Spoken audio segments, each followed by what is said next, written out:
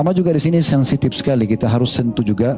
Ya, ini juga saya sering ingatkan teman-teman yang bergabung sama kami di kantor. Antum kalau bekerja di kantor, hati-hati dalam menggunakan fasilitas kantor. Karena kalau akad antum fasilitas kantor itu dari hal yang sederhana, pulpen, kertas, print, handphone, laptop, apa saja yang kira-kira fasilitas kantor, listriknya. Kalau itu akad antum adalah antum sebagai pekerja di situ dan antum bisa pakai sebatas urusan kerjaan, maka jangan pernah pakai untuk urusan pribadi, karena nanti akan ditanya oleh Allah pada hari kiamat nanti. Jangan main-main dengan satu lembar kertas. Untuk apa satu lembar kertas antum pakai yang bisa antum beli dengan leluasa di luar sana, diambil dari kantor hanya untuk keperluan pribadi, misalnya print keperluan sekolah anak, print untuk keperluan pribadi. Terus bagaimana caranya supaya halal? Minta kepada pemiliknya, bilang sama pemilik perusahaan, ini saya mau print kebutuhan anak saya, bisa nggak? Oh bisa, halal ya sudah. Tapi jangan kita leluasa, jangan antum dikasih satu box pulpen untuk bekerja 12, satu set, satu lusin, lalu dibagi-bagi keponakan. Kenapa dibagi-bagi? Oh di kantor banyak,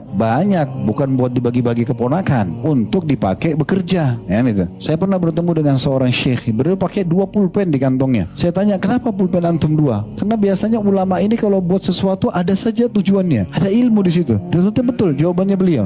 Yang satu saya beli untuk kebutuhan saya pribadi. Kalau mau tanda tangan pribadi, tanda tangan untuk dia transfer uang atau apa, dia pakai tanda tangan pakai pulpen pribadi. Yang satu khusus untuk kantor. Saya digaji karena untuk tanda tangan saya nggak pakai pulpen saya pribadi, saya pakai pulpen kantor. Saya juga tidak pakai pulpen kantor untuk kebutuhan saya pribadi. Saking hati-hatinya orang untuk menggunakan itu. Akad di kantor masuk jam 7 pagi, keluar jam 5 sore, antum harus jam 7 pagi sudah ada di situ. Kalau antum telat 7:05 saja, 5 menit itu tidak halal gaji antum, sampai antum minta kehalalannya pada pemilik perusahaan. Jangan selalu anggap remeh. Orang mukmin tidak bisa berkata begini, ah gampanglah telat 5 menit gak apa-apa. Atau dia buat peraturan sendiri, nanti saya lembur aja tambah 5 menit. Mungkin perusahaan antum tidak ingin antum lembur 5 menit, dia mau antum jam 5 pulang aja, sehingga lembur antum itu ijtihad dari antum. Itu tidak bisa melepaskan antum dari hisab hari kiamat. Tapi macet Ustaz, berangkat dari rumah lebih cepat, jangan alasan dengan macet. Kalau antum keluar rumah jam 6, tiba di kantor jam 7:05, 1 jam antum telat, ya udah sekarang antum keluar setengah 6, selesai, datang sebelum waktunya. Ya, kebiasaan suka telat ini jangan dipelihara ya. Akhirnya sholat pun begitu, telat, tak apa-apa deh, telat 1 rakaat, masbuk, telat 2 rakaat, karena dipelihara itu. Terbiasa ingkar janji,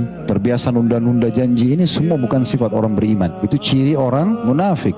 Ya, kalau mereka berjanji dia pungkiri, diberikan amanah dia berkhianat, itu ciri mereka. Ciri kita tidak seperti itu. Dan harus kita melatih kepribadian kita menjadi orang mukmin yang baik. Ini faedah kedua dari hadis.